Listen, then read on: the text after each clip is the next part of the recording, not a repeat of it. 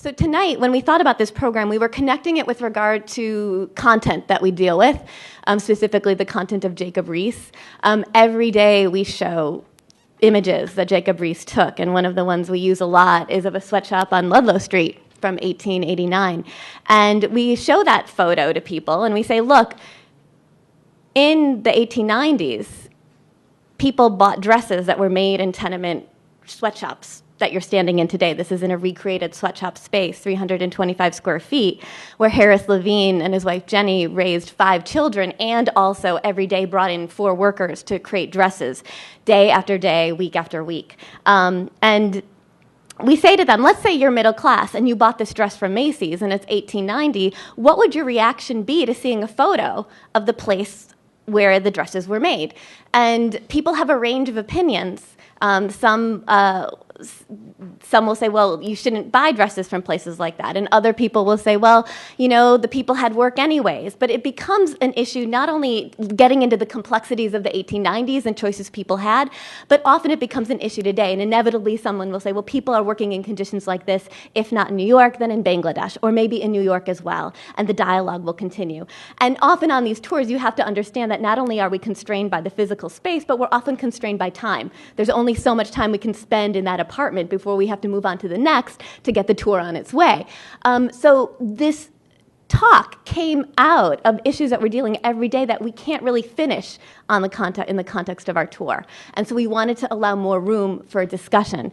And I think discussion is also very key. Tonight's program is not only sponsored by the Lower East Side Tenement Museum, but it's sponsored by the International Sites of Conscience. They have a program sponsored by the NEH, funded by the NEH, the National Endowment for the Humanities, called National Dialogues on Immigration and National Dialogues on Issues Related to Immigration from various ways. So we thought this was a perfect opportunity to bring you to talk not only about immigration, but to talk about issues immigrants faced 100 years ago and still face today, whether they're immigrants or not. The issue of poverty is still extremely important. So please join me in welcoming. I'm going to introduce them now, but they'll be going in order. I'm going to introduce them in the order that they will speak. Ted Gupp is a best-selling author of 3 books of nonfiction. He's a former investigative reporter for The Washington Post and Time Magazine, and has contributed to The Guardian, New York Times, National Geographic, Smithsonian, Slate, Sports Illustrated, GQ, NPR, The Nation, and other publications. He has been a Pulitzer finalist and winner of the George Polk Award and the Goldsmith Book Prize from Harvard's Kennedy School of Government. He has also been a recipient of a Guggenheim and a Fulbright, and is currently a network fellow of Harvard's Edmund J. Safra Center for Ethics, and he teaches at Boston College and Emerson. After Ted, Sasha Abramsky will be joining us. He is the author of course, The American Way of Poverty, How the Other Half Still Lives. He, in addition to this book, which was on the New York Times list of best books for 2013, the most notable books. He is also a senior fellow at the Demos think tank and a part-time lecturer in writing at the University of California at Davis. Ethan Sribnik is the Senior Research Associate at the Institute for Children, Poverty, and Homelessness right here in New York. He is a published historian whose work has focused on the history of public policy surrounding children's issues. After each speaker presents, they will be joined by Ginia Belafonte of the New York Times, who will be interviewing them. Ginia, as many of you read, I don't know how many of you turn to every Saturday, if you get the Times delivered to you on the weekend, Saturday, or whether it's Sunday, you pull out the Metropolitan section and you look at the front page for the big city column, as I do. So it's wonderful to welcome her here. Recently, she's been a writer for the Times for 15 years and has been doing the big city column since 2011. And recently, several months ago, she led an online book chat on Jacob Riis, How the Other Half Lives. So she was really the perfect person to come and moderate this discussion. So again, please join me in welcoming all of the panelists, and we'll hear first from Ted.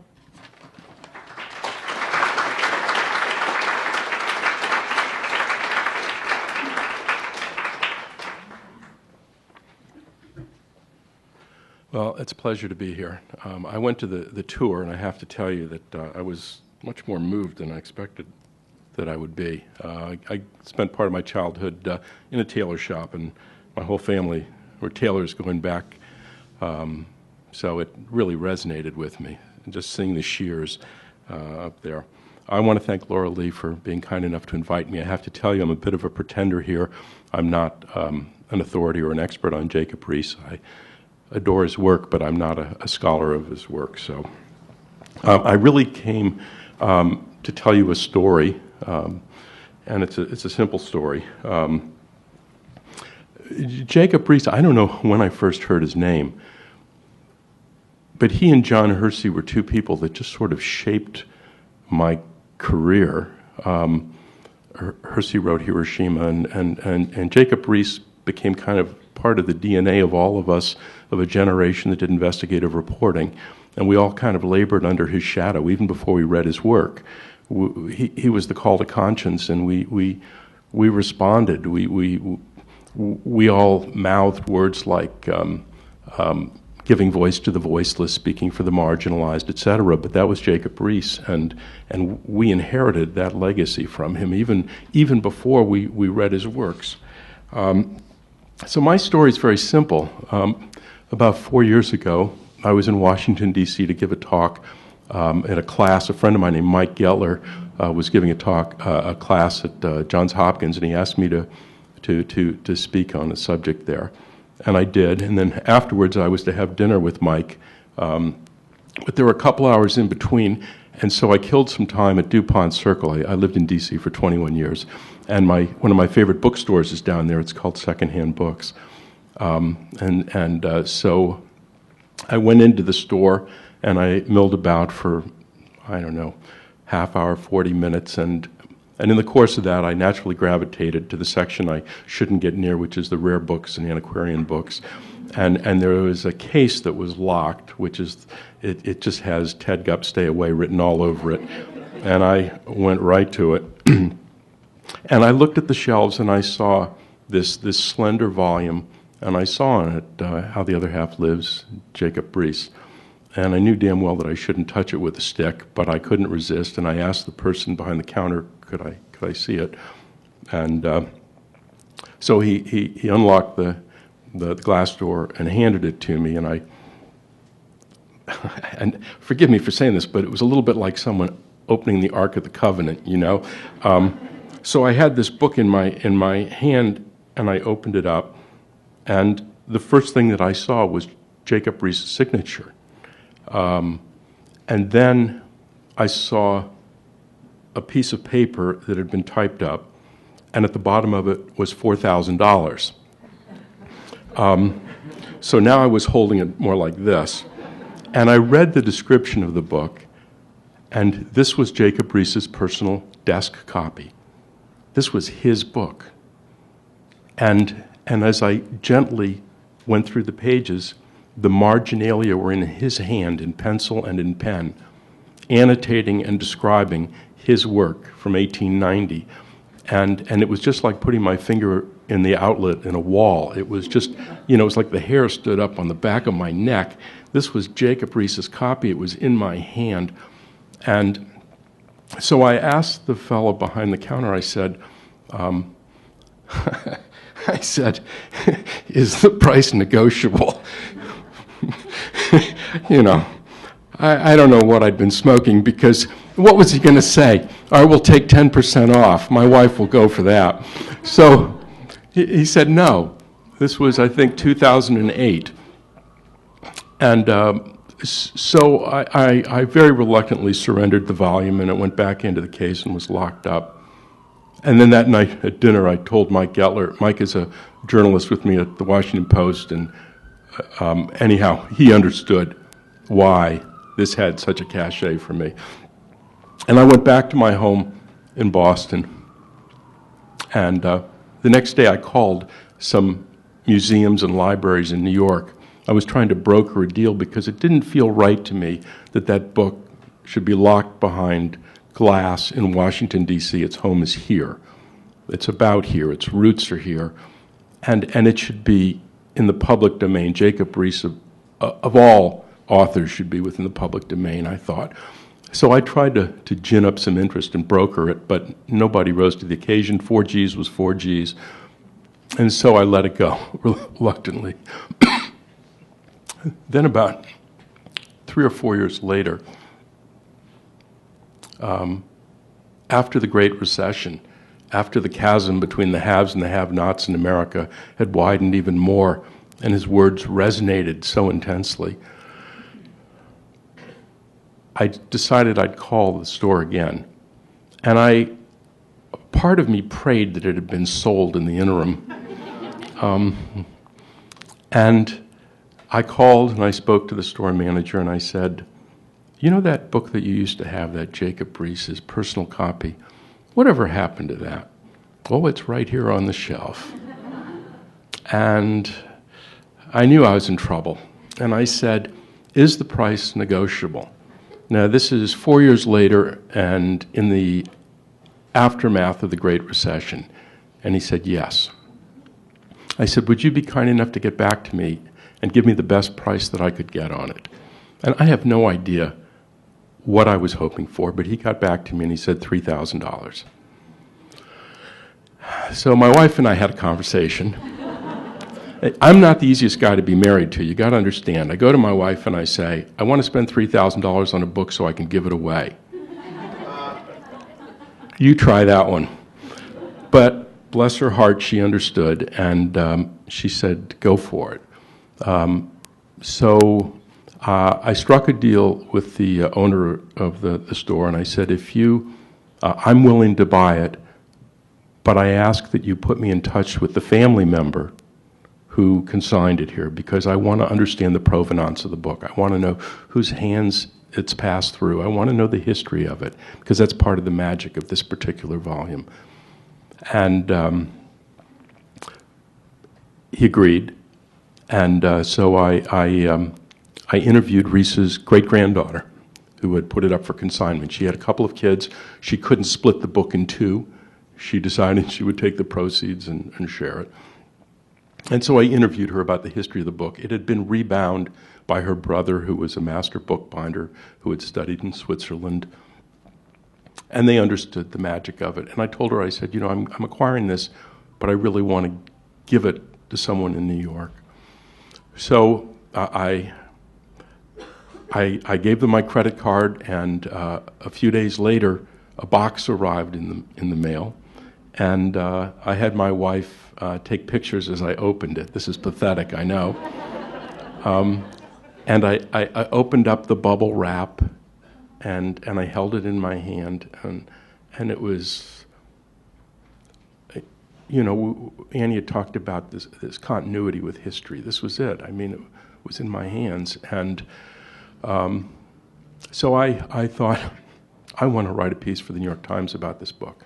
It'll serve two purposes. One, it'll help defray the costs. Terrible strategy. $250 did not defray the costs. But two, it would be an invitation to anyone in New York that had legitimate claim on the book, any museum, any library, any research center that wanted the book. I wanted to entertain their request. And it really was like chumming for sharks when that article appeared. I heard from everyone that had more than 2 books on a shelf in the city of New York. And I couldn't decide. It ultimately came down to between the New York Public Library and the New York Historical Society, both of which had very legitimate claim. And I called a friend of mine at Columbia Journalism School, and I said, which would you go with? And he said, small is better. And so I went with the New York Historical Society. And so I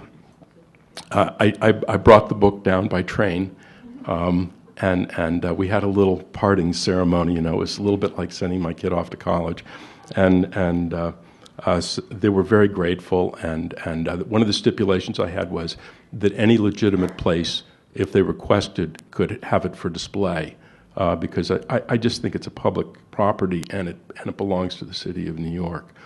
So that's the story of the book. The only thing is that for years I've taught it in my classes. Jacob Riis is a touchstone for those of us that entered the field of journalism for particular reasons of public service. And he also has the multimedia component, because his flash photography illuminated the dark recesses that we had not seen and which stirred our conscience. So for both reasons, it was the thing to do. I'm out of time, so I'm going to sit in 1 second.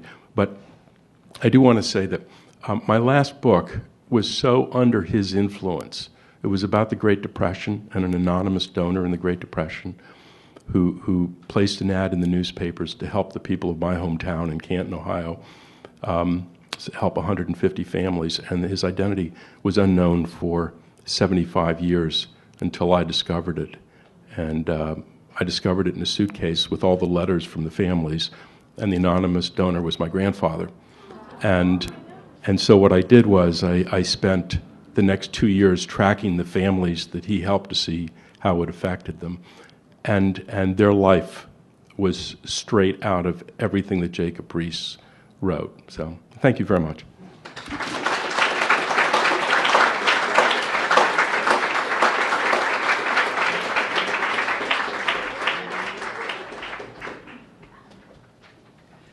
Well, thank you to the Tenement Museum for organizing this fabulous event, and to Ted for that extraordinary rendition about the quality of books, the quality of paper, and the quality of the printed word in changing how we think about the world. I want to open with 3 stories. The first story is set in rural New Mexico, and it's in the house of Lorenza and Jorge Caro. And they were working-class residents of a very small town in the desert, and at the start of the recession, Jorge lost his job. And they had this small mobile home on their land. And when he lost his job, they couldn't pay their payments on the mobile home, and they lost their home. But they kept their land. And when I met them, they were living in a cinder box storage unit on the desert scrubland. It had no windows. It had no ventilation. It had no heating. It had no electricity. And they lived in this cinder block box. And in the center of this cinder block box, there was a wicker chair with a hole cut out. And under the wicker chair was a chamber pot. And at the end of my interview, the last question I asked them, I said, "What are your dreams? What is your American dream?" And Lorenza Caro laughed, a nervous laugh, and she said to me, "I dream that one day I will have a house with a toilet." The second person I'm going to tell you about is Mary Vasquez, who was 67 years old when I met her, and she worked for Walmart just outside Dallas, Texas. And she had diabetes, she was a cancer survivor, she had multiple heart problems, high blood pressure, spinal problems. And every day she went to Walmart and she answered telephones, and at the end of each month she came back with about $1,800 in pay. And I saw her pay stubs, and it breaks down to about $8 or $9 an hour. And I said to her, "What do you eat? You're diabetic. What do you eat in the evenings?" And she said, "Well, when I can afford it, I get myself an 88-cent TV dinner." I said, "When you can't afford it?" She said, "I go to bed hungry." 67-year-old lady. The third group I'll introduce you to are Mark and Teresa Williams. Mark was an Air Force veteran, and they had 3 kids. He had lost his job at the start of the recession, and they had lost their home. And when I met them, the family of 5 was living in a 1-bedroom emergency accommodation in a local motel in Phoenix. All 5 of them in one bed. They were collecting cans to recycle and make money, and they were cooking dinner on a tiny propane stove in the corner of their 1-bedroom. Now, the Caros, the Williams, and Mary Vasquez, they're all very different people from very different parts of America, but they're bound together by a common experience, that their incomes do not stretch to meet the needs of the month. And their economic expectations, their sense of possibility, their sense of aspiration, has all declined rather than expanded in recent years, rendering them ever more insecure, ever more vulnerable to debt, ever more vulnerable to homelessness, to all the health risks of poverty, and to all the vagaries of a casualized labor market. And all of those men and women and their children have found both that the government was inadequate to meet the scale of challenge that they represented, and also that as they got poorer, they became more invisible to the broader society. They became viewed as more disposable, as more expendable.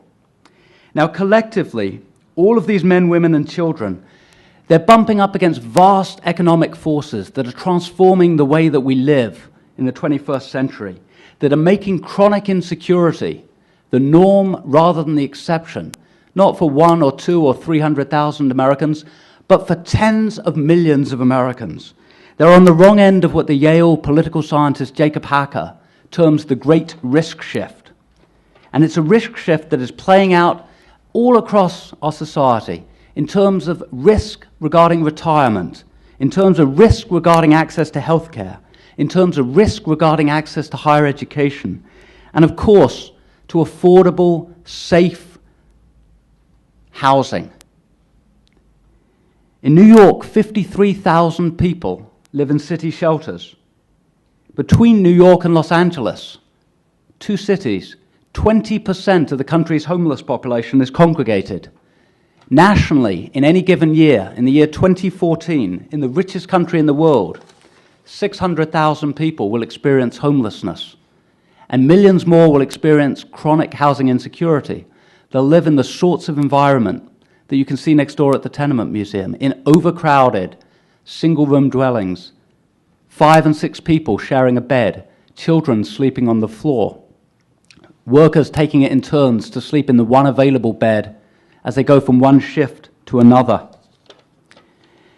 And this housing insecurity has become a part of a much more general, chronic insecurity that over the past 4 decades in particular has made American social mobility more a myth than a reality, has ensured that if you are poor in America, despite that myth of upward mobility, you actually have a greater chance of ending up poor than in almost any other first world economy today.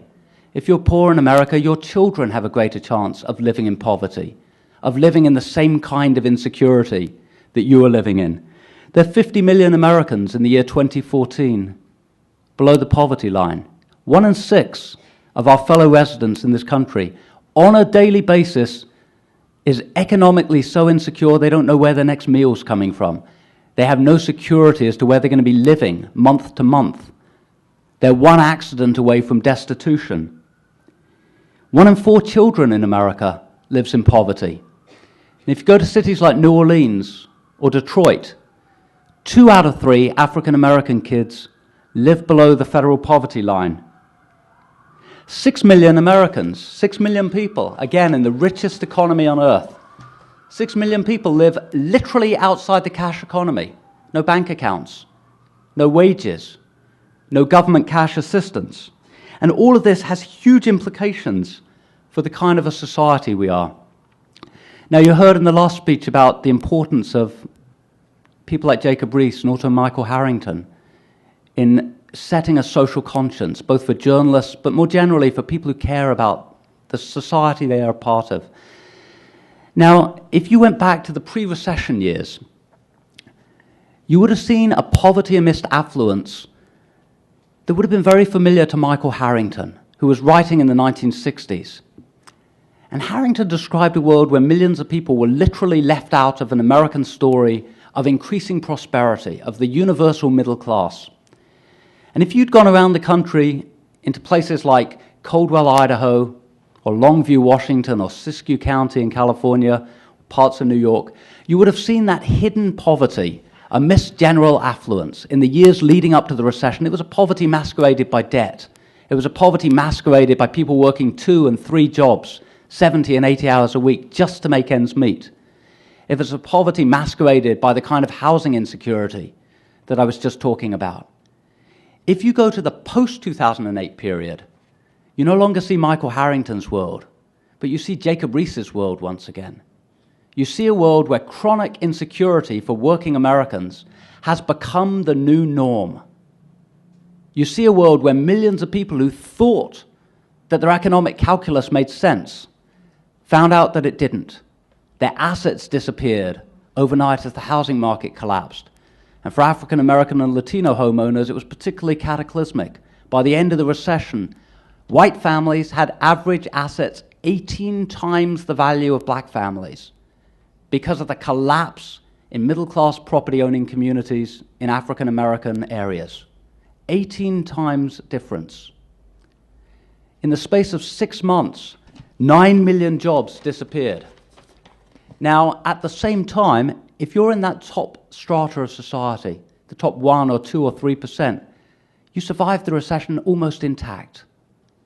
Your assets grew, and certainly as the economy recovered post-09, if you were in that top 1%, your assets grew spectacularly.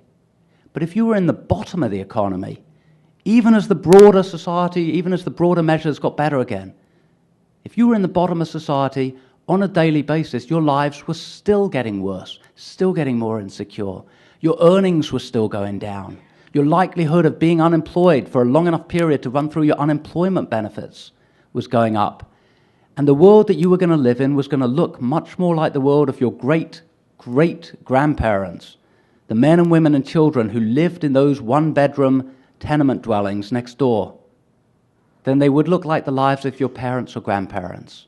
We were going backwards about 5 generations, both in terms of our wealth gap and in terms of the levels of insecurity and levels of poverty that were present as a daily reality.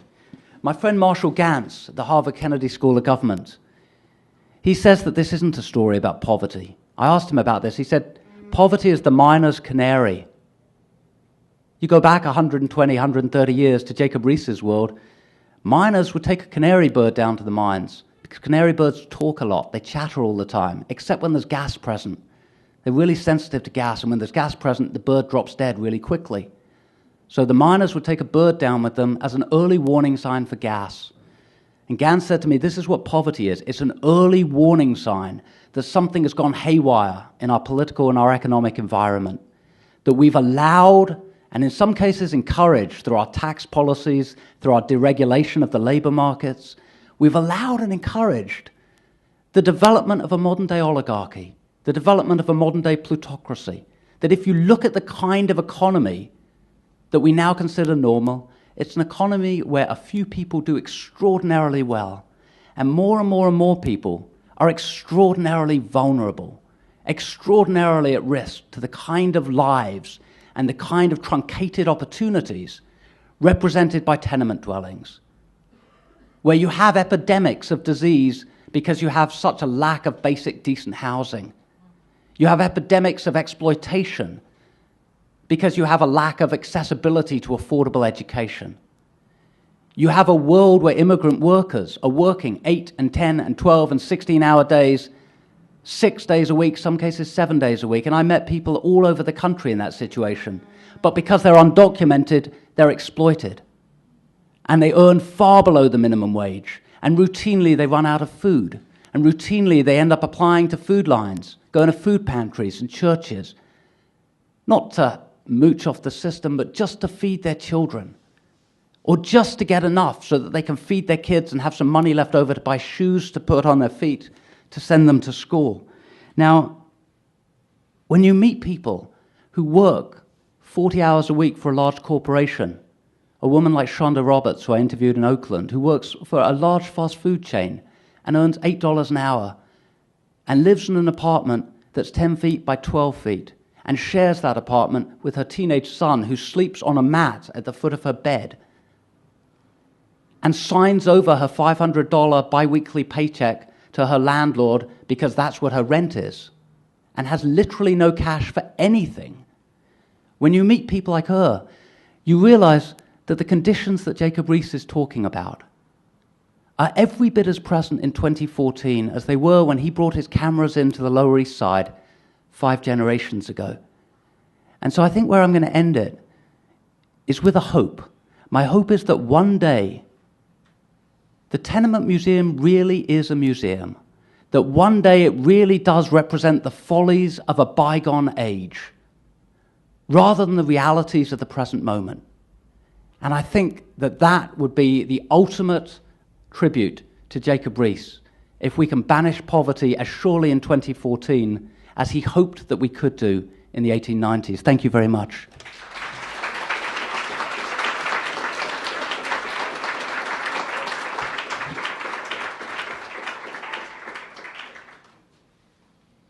Just let me know when we get to yours. There we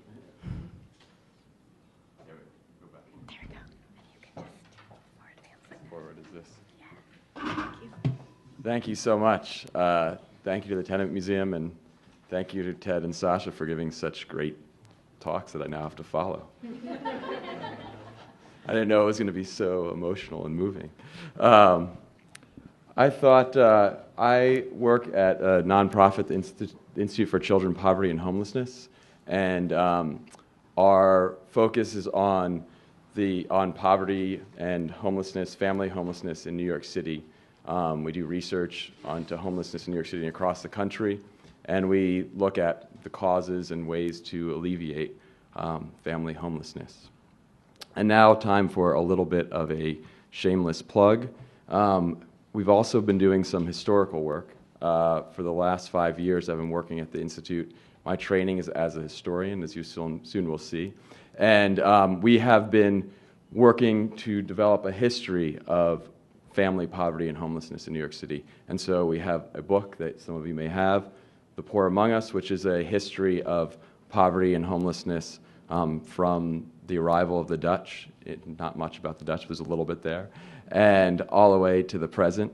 And then we've just recently launched this website, povertyhistory.org, which provides an interactive, has maps, timelines, narratives of poverty as it existed in New York City across time. So I see my role today as really trying, and I'll attempt to, bridge a little bit of Ted's evocation of Riis with Sasha's discussion of poverty today. And so to start off, I want to talk a little bit about, in the book and website, we really look at a few different things. We look at, one, economics. How has economics shaped family poverty and homelessness across New York's history? And two, ideas. How has the idea, the intellectual understandings of what poverty is, how has that shaped reactions to private action and government policies around poverty and homelessness? So here is the man of the hour, Jacob Riis himself.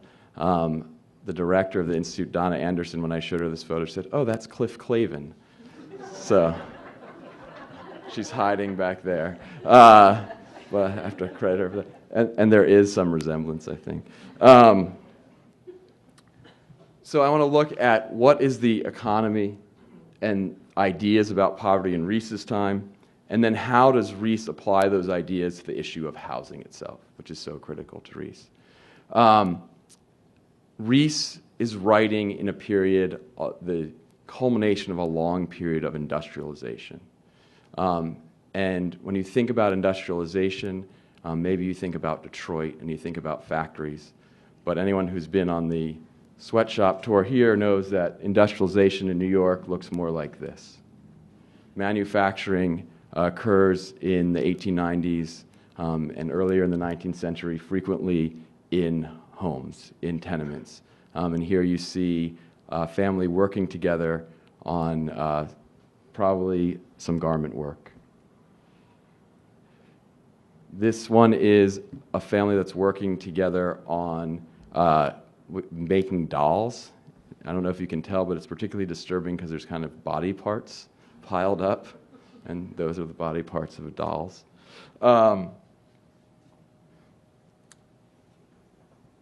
But Riis is in the context of this industry. Riis is also part of a movement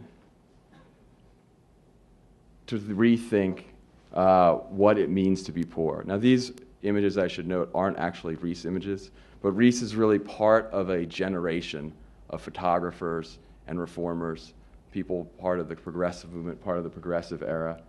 Some of these are by Jesse Tarbox Beals, who was another photographer in Riis's times, and they come from the Community Service Society collection, which is at Columbia University, part of what was the Charity Organization Society at the time. Now, Riis, I think when we read Riis, and I don't know how many people have actually sat down and read the book, I think knowing what we know about Riis, we expect this kind of enlightened 20th century liberal view.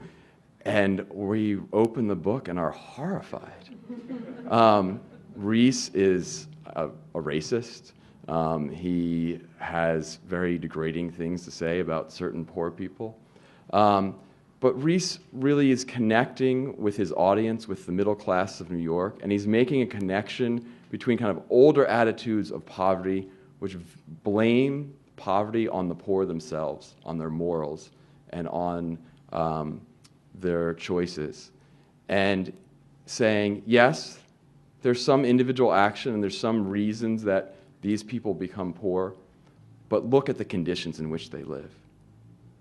The conditions in which they live are not only a consequence of their poverty, but is a cause of their poverty. And so he looks at what we call, helps develop what we call an environmental view of poverty. He saw how that social and economic context kept people poor. And for Riis, it's really the tenement houses and the tenement district, the community that was poor, that defined poverty in his time. And here you see, for those who have gone on the tour, this is a rear yard of a tenement house. You can see other tenements surrounding, and I believe those are probably outhouses, similar to what you can see just around the corner on Allen Street. So now we're going to jump back into the present, not all the way to the present, but into the 60s and 70s. I'm a historian, so I have to start there. I can't start yesterday. And I want to talk about really how would Riis view poverty today? How do we understand poverty today? And for me, this graph, defines the economic history of the 20th century in the United States. Riis, as I said, was writing in a period of industrialization. We live in a period of deindustrialization. And Sasha's already introduced the issue of inequality, which seems to be on everyone's mind these days, and the issue of the great risk shift, and those are all parts of it. But part of it, too, is this graph. And so what we see here is the shift from goods producing, manufacturing, construction, to service producing, which can mean a whole bunch of things, but transportation, retail work, wholesale work, everything from that to being a lawyer, being in finance. And as that shift occurred across the country and here in New York, what we have seen is the creation of what we call a bifurcated service economy, in which on the top of that service economy, we have the lawyers and the people in finance who seem to do very, very well. And on the bottom, we have the people who are working often in retail or in fast food who seem to just be getting by. And to me, to solve the riddle of the 20th century is to solve this understanding of this economic shift. And just as the progressive era tried to tackle the consequences of industrialization, we still have, in my mind, not fully tackled the consequences of deindustrialization. So, along with this change in the service economy, we also have changing ideas again about poverty. If in Riis's day, we went from an idea of poverty being blamed on the faults of the poor themselves to an environmental view that poverty rests in the social, economic, and environmental causes. Beginning in the 1980s, we have an increased focus on poverty as based in dependency. A return, I think, to that language of character and undeserving poor, that poor people are poor often, and this is in Ronald Reagan's time, and Ronald Reagan's language, often are poor because of the social programs themselves that keep them poor.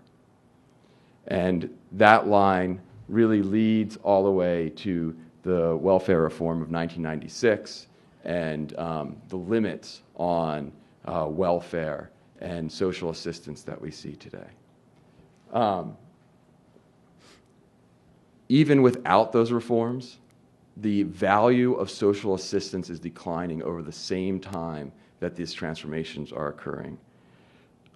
In 1985, the average welfare benefit from aid to families with dependent children is 63% of what its value had been in 1968.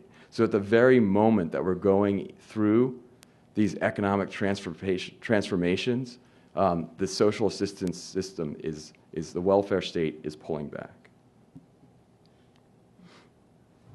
So what does that mean?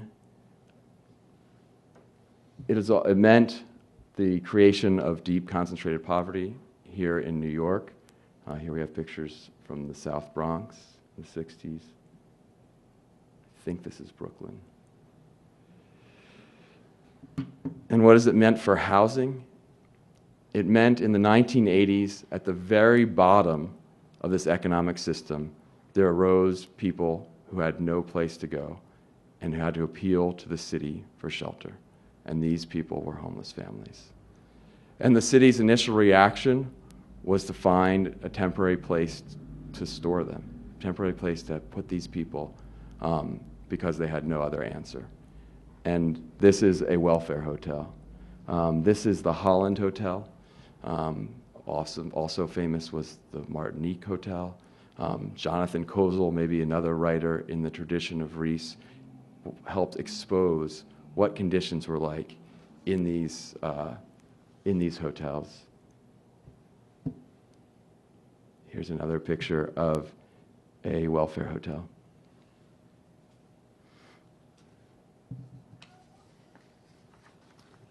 By the 1990s, the city realized that it was not going to be able to just continue to house people in hotels. And the system that has developed and continues to function in New York City is a system where we call transitional shelters or transitional housing. So you can see here some improved conditions. This is where a mother and her children are living. It's better than the hotel. She has a bathroom. She has a bit of autonomy. She has a fridge. And this is really the state in which many families in New York City that are homeless continue to live in today.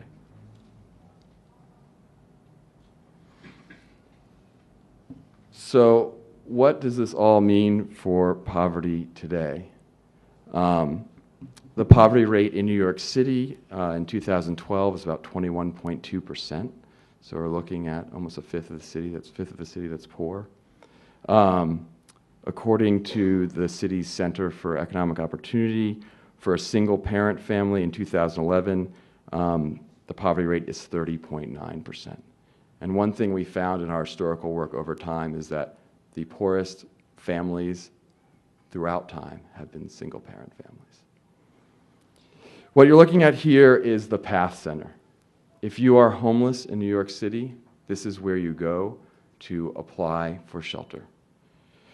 About 80 to 150 families arrive here every day. As of Friday, April 18th, which is the most recent number that the city has posted, there are 10,866 families with children living in shelter, and that includes 22,546 children. Now, there's many paths that families take to get to shelter. It often takes them a long time. They may be living with other families doubled up. They may move around for friends. They may take out loans. But eventually, these families find themselves here. I think, like Riis, we can see that housing instability is both a consequence of poverty and a contributing factor for how people remain poor and why people remain poor. It's difficult to pull yourself out of poverty, to take the steps that you need to find work and find stability if you don't have a home. And research has shown that housing instability has serious effects on children. For instance, children who are homeless are more likely to demonstrate behavioral problems and are more likely to have worse academic outcomes in school. So I think the question, and I'd like to have a little bit of hope like Sasha does, but I think the question is what would Riis do if faced with the situation of poverty and homelessness that we find in the city today. Thank you.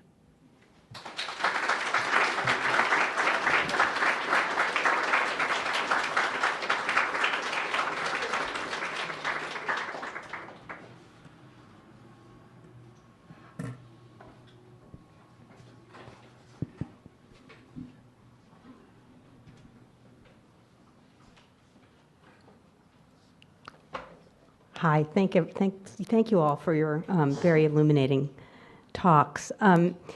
Ethan started out pointing to the incredible and blatant prejudices that Jacob Riis writes about. I mean, he really does believe that there are cultural characterological flaws that are contributing to people's dysfunction.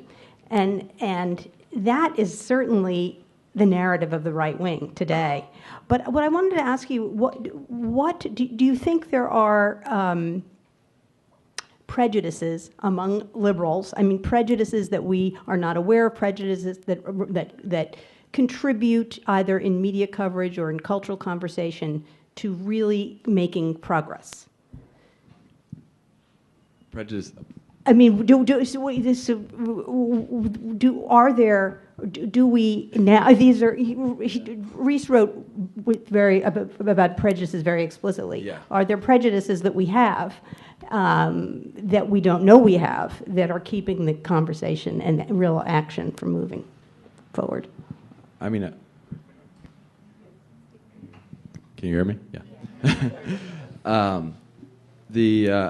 Yes, that's a short answer, right? I think that. I guess the question is, how does it? Yeah.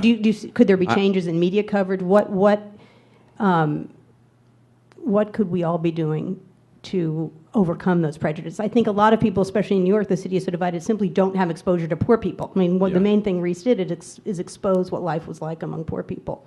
And we read stories about poor people, but it's very easy to kind of move along, to feel very upset and move on. I think one thing to look at is like the Dasani story, to bring it back to homelessness, which I think it was an interesting way the story was written because it focused so much on her.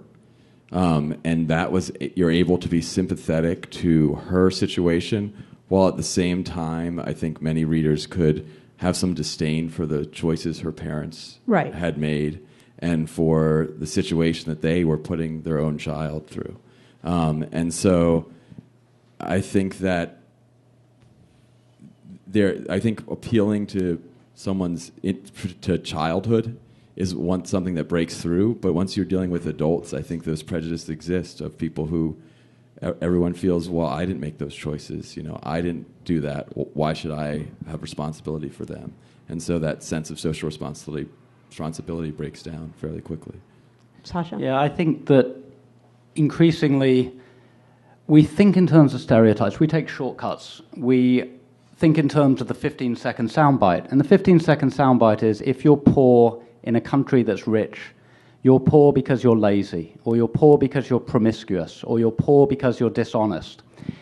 And as soon as you actually talk to real people in real living conditions, those stereotypes break down.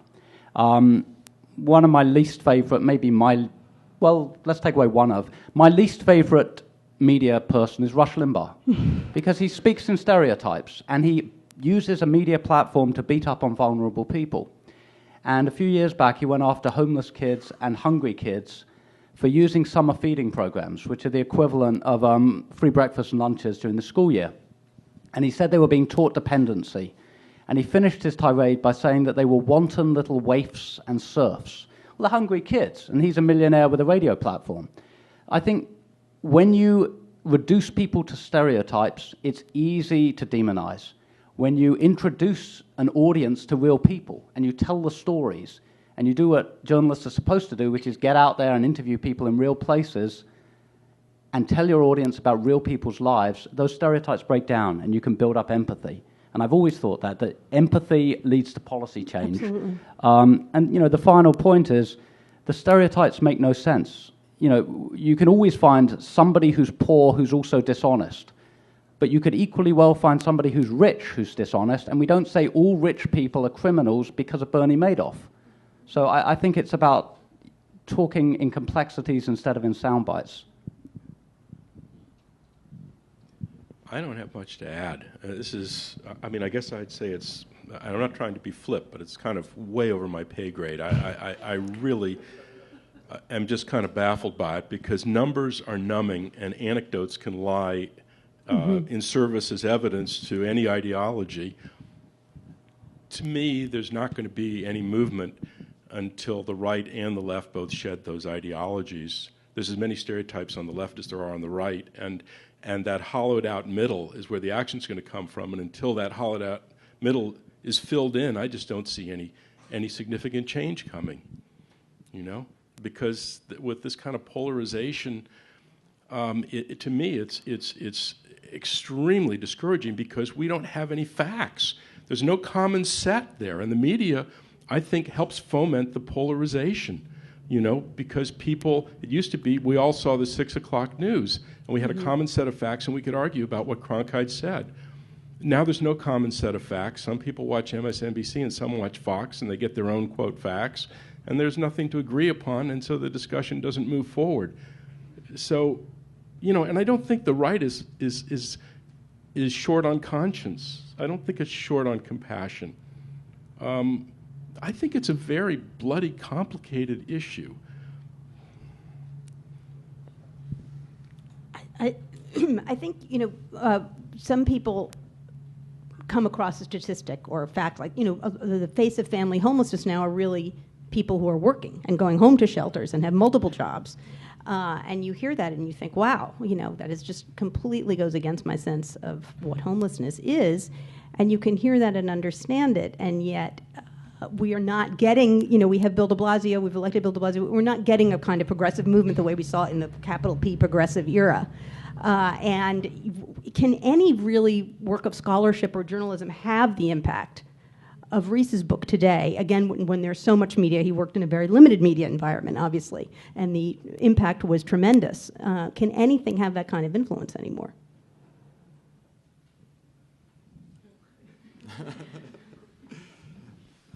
I mean, it's hard to say. I mean, again, I think that there's moments where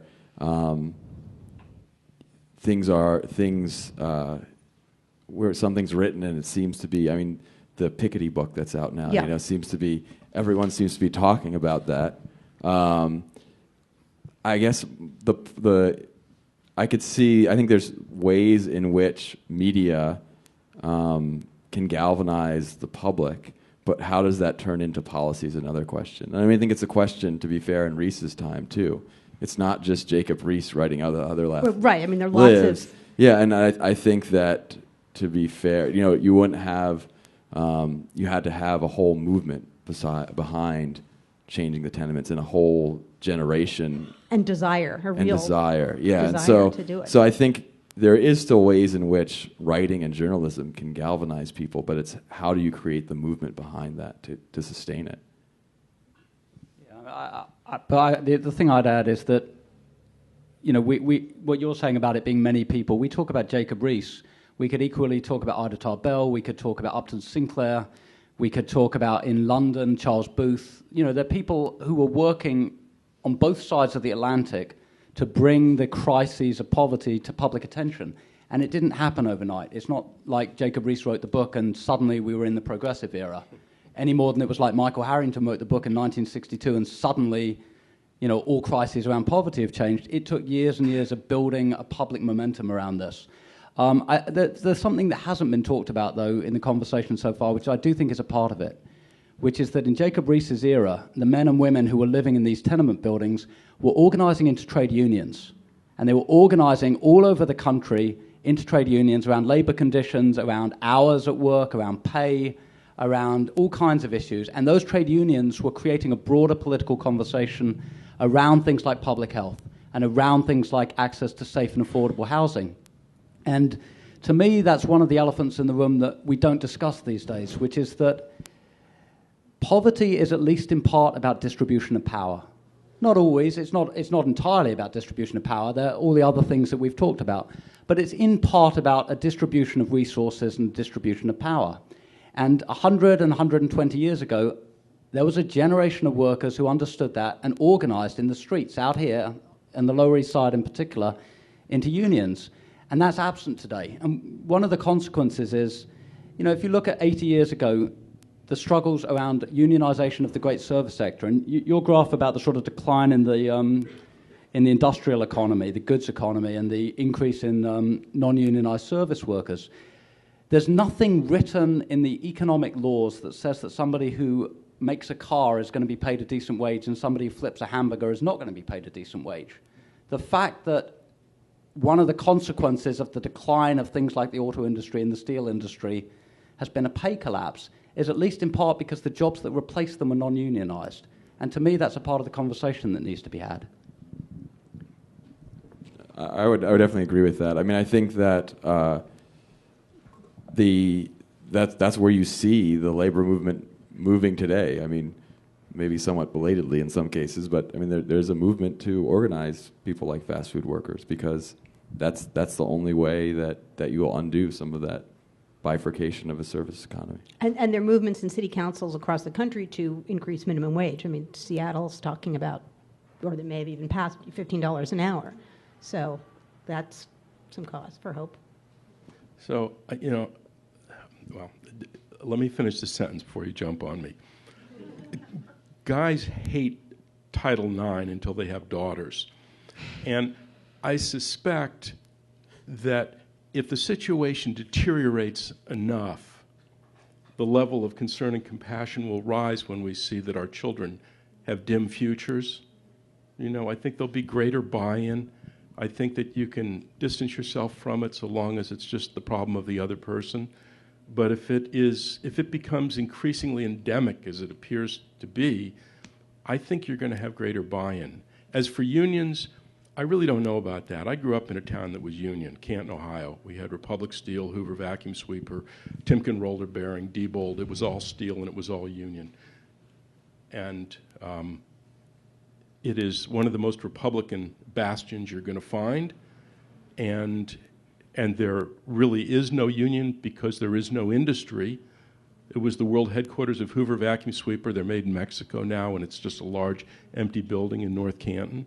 So I don't know where the talk of union gets you. The other question that troubles me is, those were my people. I grew up with them. And I'm always wary about attitudes that are patronizing to people who say they vote Republican and they're poor and they're working class, what's wrong with them? I don't think there's going to be much advancement made in the country if that's the prevailing attitude, I'm going to shift it back to Riis for a moment. Ted, what discoveries did you make in the marginalia? Well, did he say Jewtown? I was just kidding. Yeah. I didn't make any historical discoveries. I mean, there was a little bit more of the toxic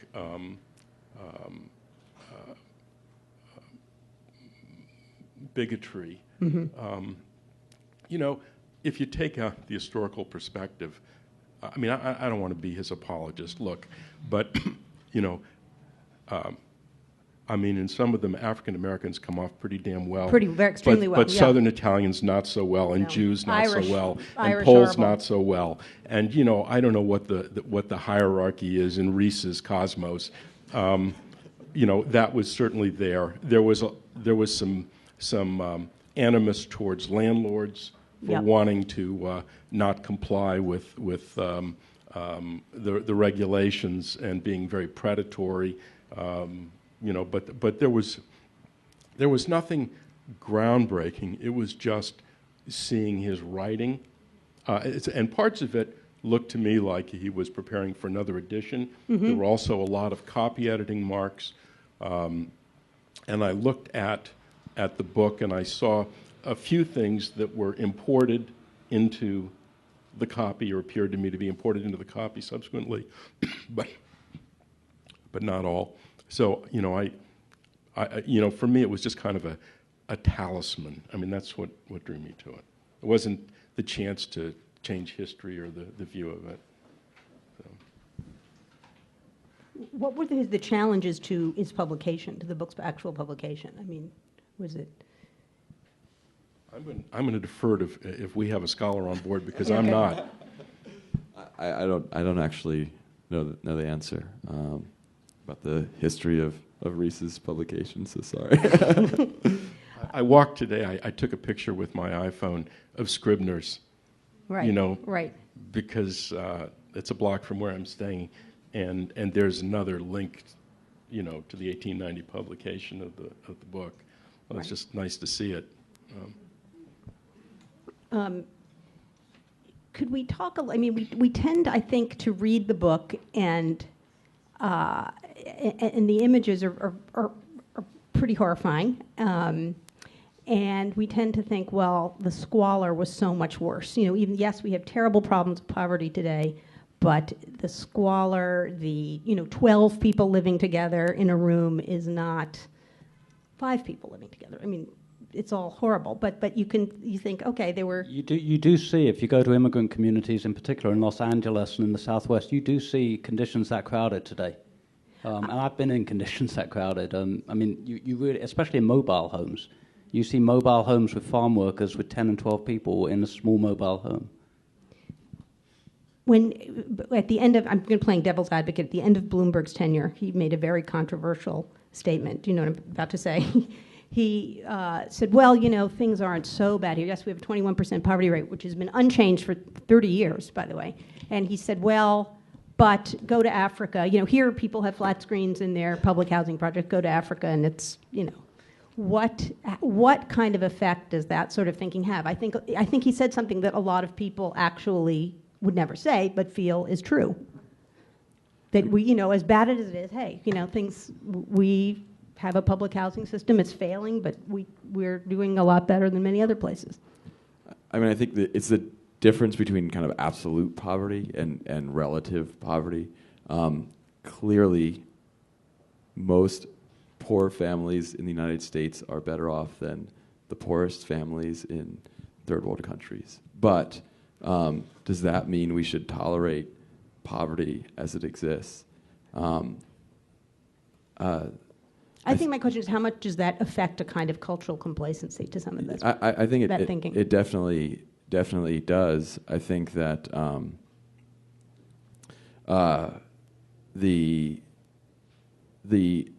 I think there's a way in which policies have kind of find an equilibrium, and I think you can see this with welfare reform, in which welfare reform from 1996 moved people from welfare to work, but didn't move them out of poverty, and that there's just a tolerance because of that kind of attitude.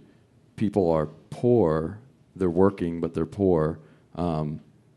But at least they're able to work and have some basic needs, and they're not, as Bloomberg said, they're not, you know, comparative to other nations. I don't know, Sasha probably. It's the wrong comparison. It's the absolute wrong comparison. The comparison should be to other first world advanced economies, not to deeply impoverished countries in Africa. So the comparison should be, why do we have 1 in 4 kids in poverty in America, and no other first world country with the exception of Romania, which I'm not sure how that qualifies, but no other country with the exception of Romania has that level of child poverty. It would be like if we compared our murder rate to Tegucigalpas in Honduras, and we said, well, we don't have the highest murder rate in the world, and therefore what's the problem with violent crime in New York? You'd be laughed out of town as a mayor if you said that. The comparison should never be with the worst of the worst. It should be with other peer nations. Mm-hmm. So that's my answer on that one.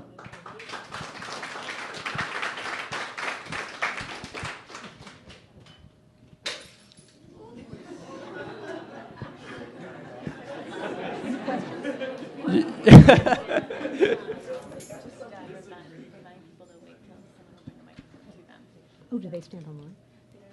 Okay. I think we're going to open it up for questions, and raise your hand and someone will deliver a microphone. Really exciting.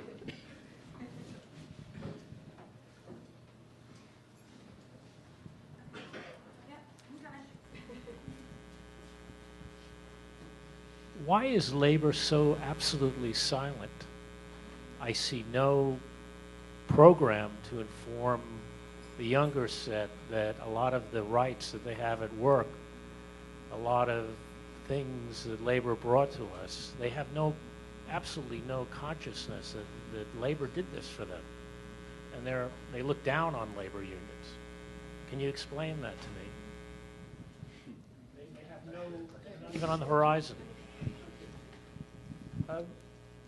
I'm not sure I agree. I think Labour's clearly on the defensive in this country. I mean, there's no doubt about it. Labour's in as vulnerable or more vulnerable a position than it's been in decades. On the other hand, you do see unions organising in service sector industries, finally, after decades of, I don't know whether you call it being asleep on the job or what you call it, but for decades, unions didn't realise how important it was to move into other areas, whether it was fast food or Walmart or hotel workers or janitors, and now they are. Now, if you look at the 19th century, it took, I mean, you're a historian, but would you say it's fair to say 60 or 70 years from the first stirrings of unionism to the big industrial unions? It took decades of work, decades of organising on the ground, of raucous meetings, no universal agreement. And that's democracy. It takes a long time to change things. You don't do it overnight in a pluralist system. So, who knows what the world will look like in 2050? It's always a loser's game to sort of do the crystal ball thing, but it's at least possible that in 2050 they'll look back at our period as an aberration of, peculiar deunionization, and there'll be some rebirth of unions.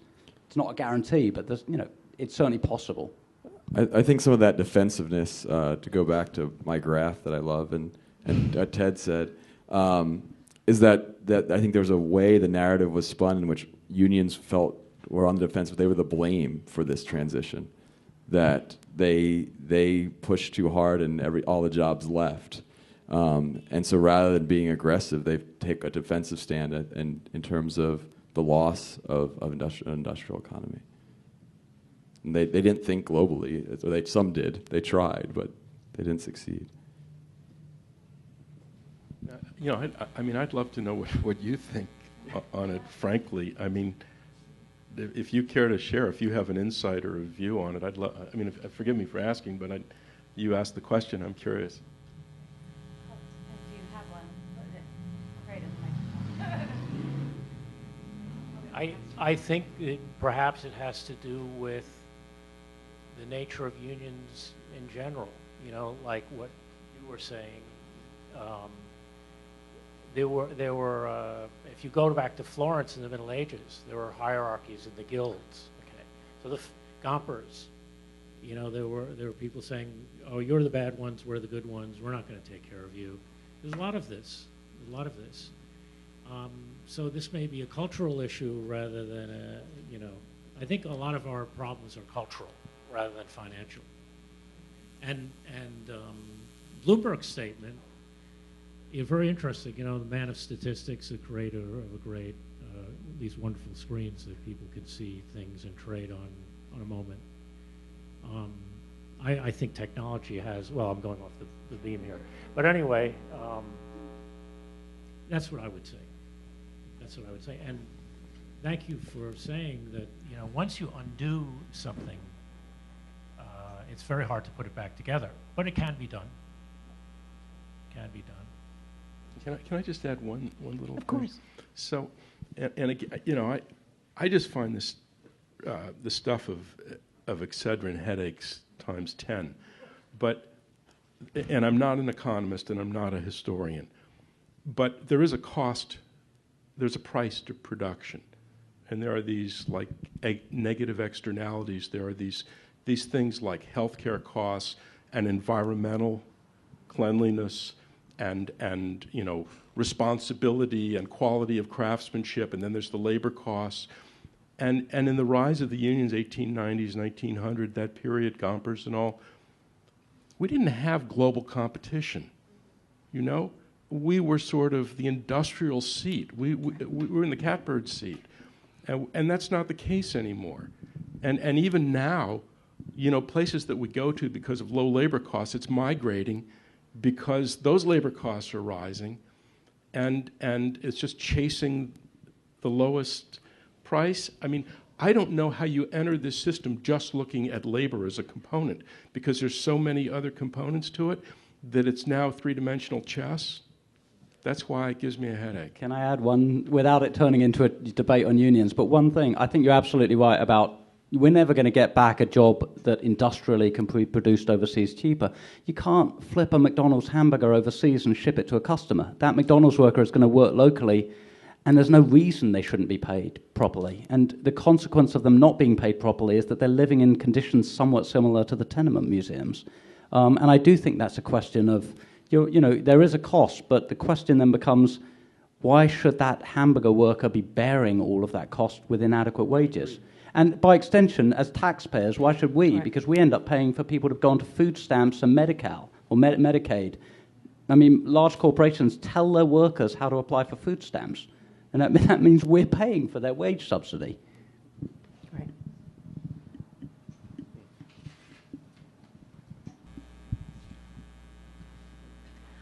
I have a question on the comparative issue of how to compare our society, or maybe more specifically New York, usefully to other examples, and not, as I totally agree to you, to the worst examples of poverty, but to peer societies. And I wanted to ask you, maybe starting with you, Sasha, about what you make of Edward Glazer's argument in his book about cities a couple years ago. I was very surprised to read this argument that New York's poverty and the poverty of other big cities in this country, that we should take a second look at it, not that he was condoning poverty, but that poverty in a city can be seen as a sign of a city's health and opportunity, that people from other nations, people from the hinterlands, people from other places are coming to the city to find opportunity, and that the sign of a city and a society and a country that stopped growing economically and doesn't provide opportunities is a wealthy city, like a Stockholm or a Copenhagen or a Paris. And these are the places I think we're sometimes comparing ourselves to. So I guess that also entails the question, what is the useful comparison? Is it Toronto? I don't know. But how do you make sense of that argument? I mean, I have to be honest, I haven't read that book, but I know the argument. I don't entirely disagree with it. I do think that a dynamic city like New York draws people from not just all over the country, but all over the world. And people do come here oftentimes knowing they're going to start at the bottom of the economy and working like crazy to work their way back up. So I don't entirely disagree with it, though I think I think there are massive problems with it, but I think there's a kernel of truth in a city like New York, a global hub. But if you look at Detroit, let's say, nobody's going to Detroit. It's not that the poverty there is because of immigration, either domestic or international. Nobody is migrating to Gary, Indiana. When you look at hotbeds of ingrained poverty outside of a couple world cities in America, the poverty there is ingrained and it's not moving. It's immobilized. And I think one of the better measures is mobility. Are you in a city where you've got a good chance of upward mobility? And I think it's true that New York actually has that. It's clearly a place people feel they have it or they wouldn't come here. But in almost every other city in America, the poverty looks different. Maybe not Los Angeles, that's another, and maybe not San Francisco. But certainly in the Rust Belt cities in the Midwest, the poverty is nothing to do with migration coming in.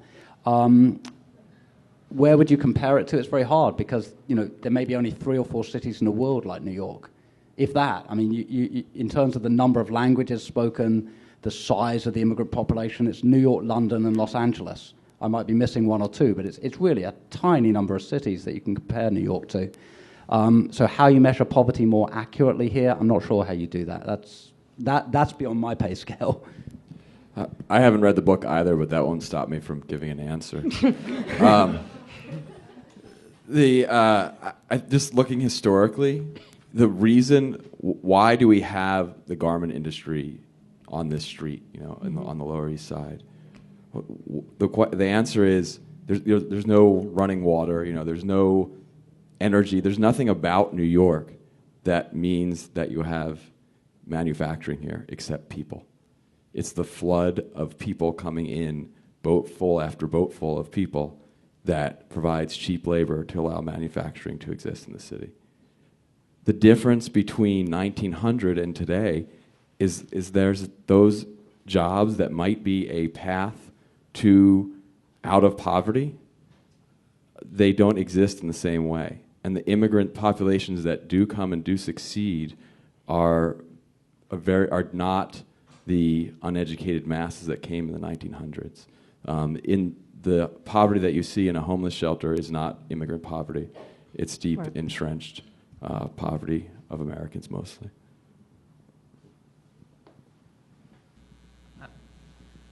So I've just, I guess there's something that I always grapple with, and I'm curious to get your take on it, which is how do you deal with kind of this long tradition of kind of going in as outsiders into a community, writing or taking pictures or making a film, and then taking that out, it gets shown to other people who are usually not from that community, and from a different economic bracket, and presumably, probably not a lot, but making some money off of it. And it's just something that I've always grappled with, and I'm curious how that relates to his work and your work as well. I'm thinking of Kate Boo. Do you all know Kate Boo? Mm-hmm. If you don't, get to know her. She's one of the best reporters in America, and she has an amazing conscience. She wrote a book about Mumbai and the slums of Mumbai. I don't know what she made in terms of profiting. What she did was she made the world aware of circumstances in that slum. And if people don't do that, the alternative is to have those be like petri dishes. They'll be self-contained and they'll fester, and no one will give a damn. So I've never had a moral compunction about doing that kind of reporting. I've never had the guts that Kate Boo does. She spent 2 years in the slums there. I've never done that. But I think it's essential to sustain a sense of community and awareness, because so much of our society is compartmentalized now, that if we don't traffic in that, if we don't export that information, I think it will absolve us of any kind of conscience. So I think it's imperative that we do it. Does it feel awkward and uncomfortable sometimes? Yes, I guess it does. But that pales compared to what the net potential good is, I think. I interviewed people for my last book about the Great Depression. I tracked down these families. And what I saw was the lack of class mobility in 75 years. What I saw was that so many of the people that were poor in 1933 were poor in 2010. Well, that was in part because it was a Rust Belt. It was like what you were talking about. My town is like that. He's talking about my town. But I think that's we have to do that. I think there's less and less of it being done, and where it appears is appealing more and more to a niche audience. There's a detachment. The ship is left, and it's farther and farther from the dock in terms of concern, identification, awareness. So in a sense, I think the real abdication is not doing more of it. That's what worries me more.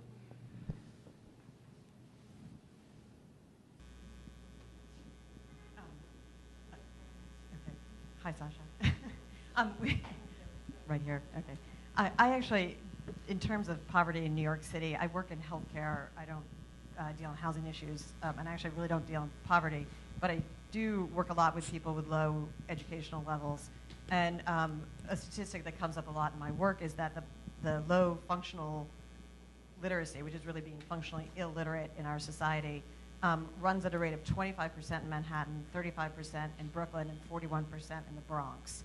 And I just wanted to know how low literacy and having a low educational background, how that plays out in housing and poverty, or how you found it to play out in housing and poverty. And just a footnote, in healthcare, it's a predictor of dying early from preventative death, and it's hugely correlated to the health health divide. I don't know if people know about this, but that there's a 20-year gap between life expectancy across the socioeconomic spectrum, and largely tied to literacy and educational background. But I don't know anything about poverty in general and housing. Yeah, I wish I could give you a sort of statistical answer on the correlation. I don't know. I mean, I know that you go to poor towns and you do see that there are very high rates of functional illiteracy. And the poorer the community, oftentimes the higher the level of functional illiteracy. And in Detroit, and Detroit is a sort of poster child for a lot of issues around poverty because the numbers are so stark. By some measures that I've seen, up to half of the population in Detroit comes out as functionally illiterate on some models. But then it becomes a chicken and egg question. Is it the illiteracy that's causing the poverty that's causing the illiteracy? And I suspect, like most things, it's a complicated feedback loop, and there is no sort of chicken and egg honest answer to that. How you break it, I think you have to have both investments in education, but also, as importantly in a way, investments in the communities around the schools. Because it's really hard we've tried this for the last sort of 20 years. We reinvent our public school system every couple of years. We expect miracles. The miracles don't arrive, and so we reinvent our public school system again. We create a new measure of testing or new pay incentives, and that doesn't work in turn, and then we get frustrated. But it's sort of a Sisyphean task. If you're sending kids to school hungry, they're going to underperform in the classroom. It doesn't matter how many resources you put in that classroom. If you're sending kids to school from homes where the parents have no jobs, there's a pretty good chance there's a lot of tension in that household. So I think that the sort of interplay of education, healthcare, and poverty is just immensely complicated. Homelessness correlates pretty highly with poor, low education. Most families living in homeless shelters in New York City are headed by a single mother who doesn't have a high school diploma. I mean, and one of the things that transitional housing, transitional shelters try to do is get people to have a GED and get those basic educational skills where they can find work. And of course, this is what, universal pre-K is, hoping to tackle, because if you talk to teachers in working in schools in very poor neighborhoods and you say, what is the biggest challenge on the first day of kindergarten? Every time they'll say word deficit. The children are growing up exposed in poor communities, far, far fewer words. There's a famous study, this in the 80s, far, far fewer words than children in affluent homes where parents are constantly describing and defining everything. So. Hi. Okay. I just was reminded of a conversation that my friend and I had with a homeless person the last time we actually spoke with one. And he said that there's an idea now that homelessness can potentially be eradicated. And he said, let's keep it real, like that's never gonna happen. Like there's always going to be, to some extent, people that can't fully function in the society. So there's always going to be homeless and there will always be poverty. Obviously it doesn't have to be to the magnitude that it is, but there are certain things I think that we culturally can do to get rid of some of it. And I feel like the people that care the most and the people that speak on it the most and people who write about it the most, there is a disconnect between where they are and where the poor people are. So it's like, in a way, you don't really know what's actually going on.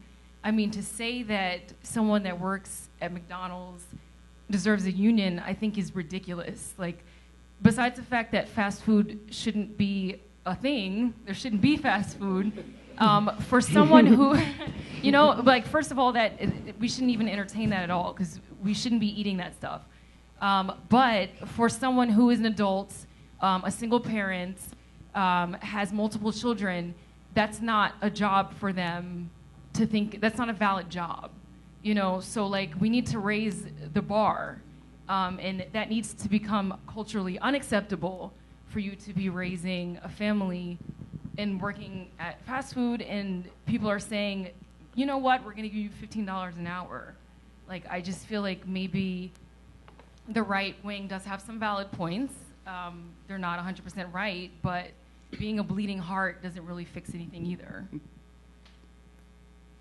Now, I tend to agree with you about the fact that fast food is generally a destructive thing.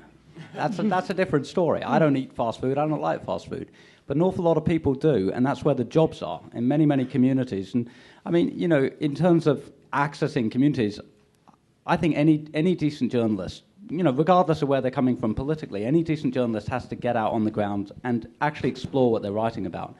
And when you go into many parts of the country at this point, the only jobs being created are fast food jobs. And it's a sad reality, but you can go to one small town after another, and all the traditional industries have gone, and you get fast food stores, and you get basically large Walmarts and a couple big retail chains, and that's where the jobs are. Now, to make it culturally unacceptable to take that job, we should make it we should provide economic alternatives. We should build up economies that don't rely on fast food jobs.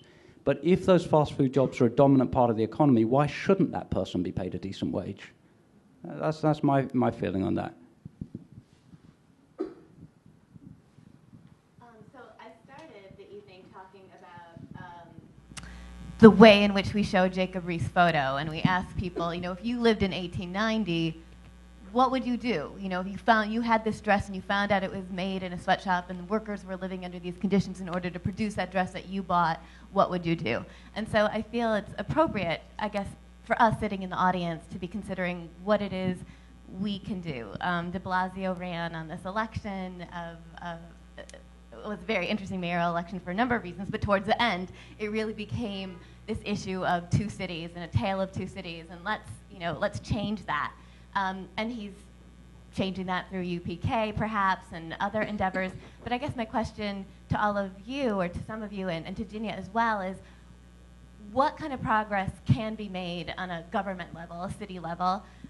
And at the same time, what are things that we in the audience, or we as readers, or people who as individuals are moved by pictures of Jacob Riis, or we're moved by your book, Sasha, and we're moved by the organization, your organization, what are the things that we can do? So what can the city do, and what are the things that individuals and citizens can do? Well,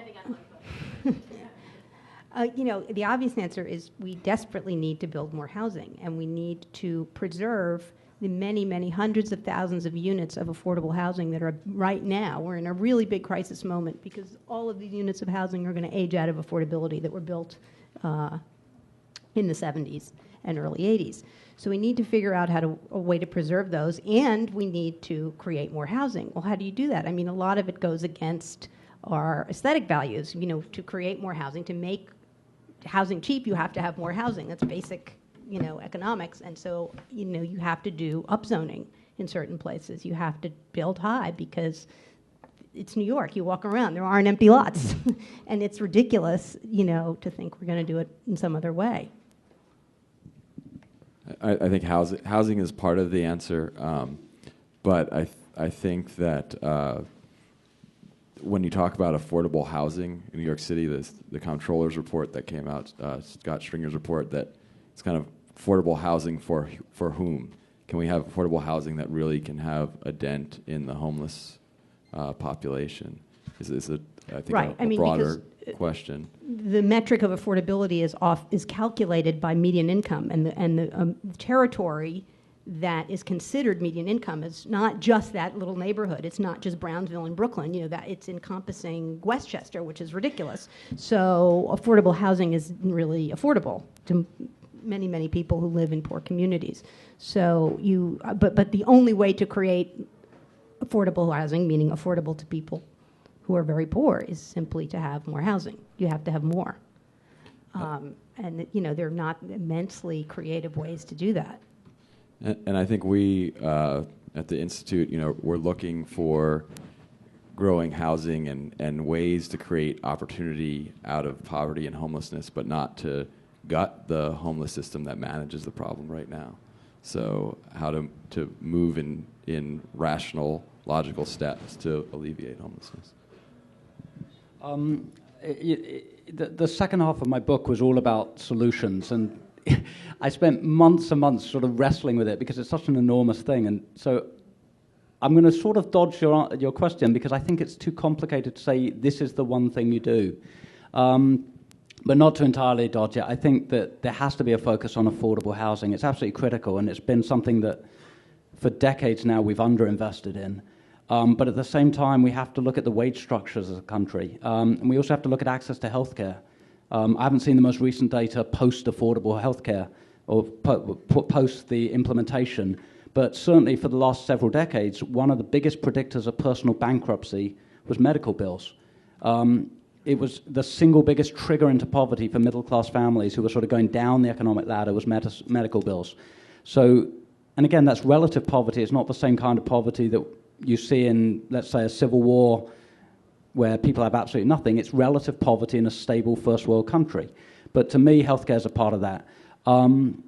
Another huge part of it is trying to recreate social insurance mechanisms to deal with the risk that Jacob Hacker is talking about, this risk shift to individuals.